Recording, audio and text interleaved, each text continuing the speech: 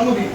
তো গত প্রায় 15 থেকে 20 দিন আগে দিদি আমাকে জানায় জয়িতা দিদির একটা বান্ধবীর জন্মদিন ছিল, সেই জন্মদিনটা আমাদের একটি স্কুল চলে, তো সেই স্কুলে আমরা সেটা সেলিব্রেট করেছিলাম ওই দিদির জন্য।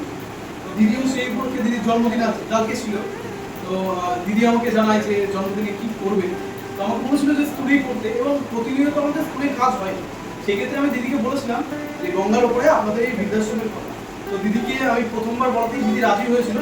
দিদির জন্মদিন ছিল, সেই উপলক্ষে আজকে আপনাদের জন্য দুপুরের একটা মধ্যাহ্ন ভোজনের আয়োজন, এবং তার সঙ্গে দিদির জন্মদিন এখানে সেলিব্রেট করা।